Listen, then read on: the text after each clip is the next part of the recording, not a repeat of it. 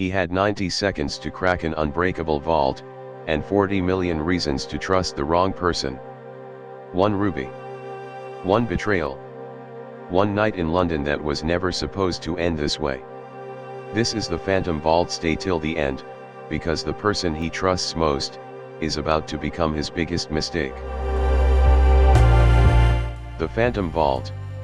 The storm over London was the perfect cover. Rain hammered the glass towers of the financial district, and thunder rolled across the sky just often enough to mask the low hum of a van idling 2 streets away. At 2 a.m., the security grid at the Blackwood Diamond Exchange flickered and died for exactly 90 seconds. That was all Leo needed. Leo Ashford was not a man who believed in luck. He believed in preparation, patience, and the quiet arrogance of people who thought their money made them untouchable. For 6 months he had studied the exchange like a scholar studies scripture, the guard's rotation, the architect's blueprints pulled from a demolished sister building, the precise second the backup generators took to kick in after a routine power failure he himself had engineered through a compromised maintenance contractor 3 floors below. His target was the blood moon, a flawless 50-carat ruby the color of arterial blood, valued at $40 million and insured for twice that. Legend said the stone had once belonged to a Burmese warlord who believed it could see the future of whoever held it. Leo didn't believe in curses. He believed in vaults. And this vault was a fortress, a biometric hand scanner calibrated to the branch manager's palm, a rolling 6-digit passcode that regenerated every 90 seconds, and a physical laser-cut key kept in a separate safe 2 floors above, accessible only by the head of security. On paper, it was uncrackable. On paper, so was everything, right up until someone spent 6 months finding the seams.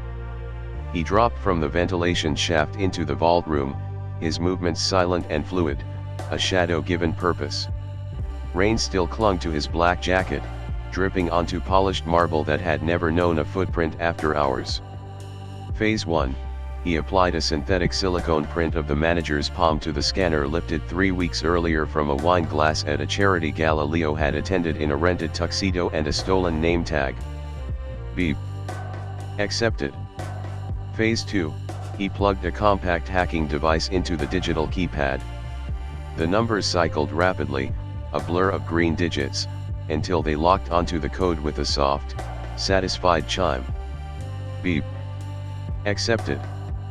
Phase 3, he inserted the duplicated laser-cut key, machined from a photograph he'd taken through a telephoto lens from a rooftop 400 meters away. With a heavy metallic thud, the vault door swung open on hinges built to hold back small explosions. There it was. The ruby sat on a velvet pedestal at the center of the chamber, glowing under a single spotlight like something that had been waiting for him. Leo allowed himself a rare smile as he lifted the gem with gloved fingers and eased it into a velvet pouch. 6 months of surveillance, forged documents, and sleepless nights compressed into one perfect, silent motion. But as he turned to leave, a sudden click echoed through the chamber. The heavy steel vault door slammed shut, sealing him inside. The lights flared to full brightness, blinding him for a disorienting second. "You are precise, Leo." But predictable, a voice boomed through the vault's intercom, calm and almost affectionate, the way a teacher might scold a favorite student. Leo turned. On the other side of the reinforced glass window stood Maya Chen, his tech expert, his partner of 3 years, the only person alive who held the true security bypass codes. She was holding a briefcase containing what she claimed was the ruby's tracking chip data, though Leo would later wonder if that briefcase had ever held anything at all. "You're double-crossing me?" Leo asked, his voice remarkably calm despite his racing heart. 40 million splits poorly between 2 people, Maya replied, a cold smile touching lips that had, until tonight, only ever smiled at him with something that felt like warmth. "The police are already on their way. Enjoy the trap." She turned and disappeared into the shadows of the corridor beyond, her footsteps fading into silence. But Maya had forgotten one detail, buried in 3 years of careful trust building, Leo never trusted anyone completely, not even her. As distant sirens began to wail, Leo pulled a small laser cutter from his boot, its blade no wider than a pencil. He didn't waste time attacking the reinforced glass or the door's titanium bolts. Instead, he sliced directly into the vault's oxygen vent control panel, exposing a nest of color-coded wires. He swapped two of them with the calm precision of a surgeon. A loud hiss filled the chamber. The sudden pressure shift instantly triggered the building's automated fire suppression protocol, which by law, by design, by the very safety regulations meant to protect people like the ones now hunting him, forced every security door in the facility to unlock at once. The vault door popped open with a pneumatic gasp. Leo slipped out into corridors thick with mist from the suppression system, the wail of alarms and the shouts of arriving police blurring into one chaotic roar. In the confusion, he doubled back through a service stairwell, bypassing the exit Maya would expect him to take, and reached her getaway car 3 minutes before she did. When Maya wrenched open the driver's door, breathless and soaked from the rain, she found Leo already sitting in the passenger seat, calmly tossing the velvet pouch from one hand to the other. "Looking for this?" he asked. Her face went white. Before she could scream or reach for whatever was hidden inside her coat, Leo slid out of the car, melted into the rain-slicked dark, and left her alone with the wailing sirens closing in from every direction. The chase beneath the city. The sound of police sirens echoed through the wet streets of London long after Leo had vanished from the car. He sprinted down a narrow alley between two shuttered bakeries, the velvet pouch a small, heavy weight against his ribs. He had escaped the vault, but he knew Maya would not give up. She knew his safe houses. She knew his contacts.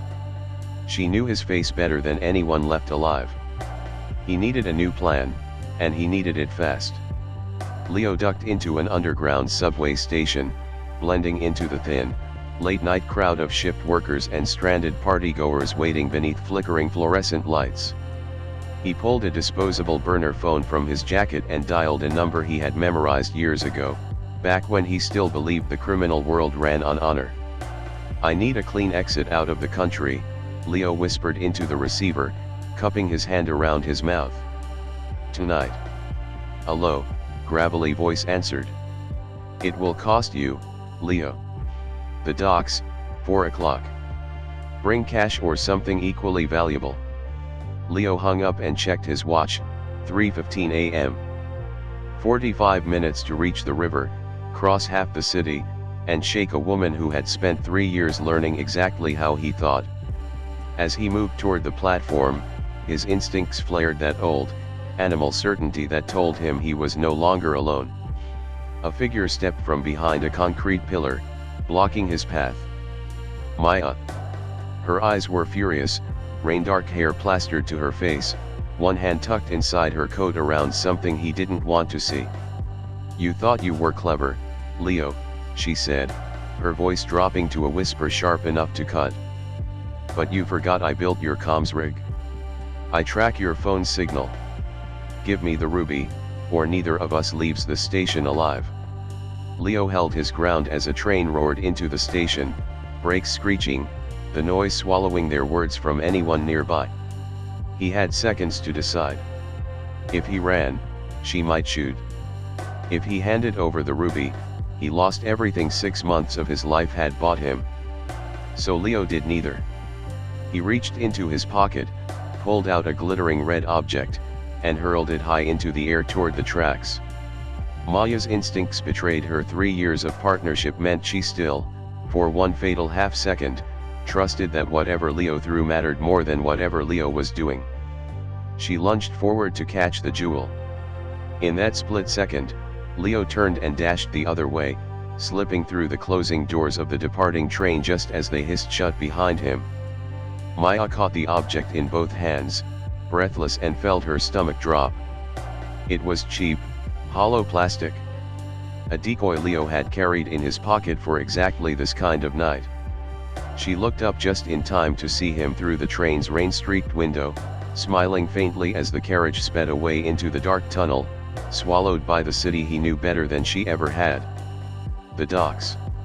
By 3:55 a.m., Leo arrived at the foggy London docks, lungs burning, the velvet pouch still safe against his chest.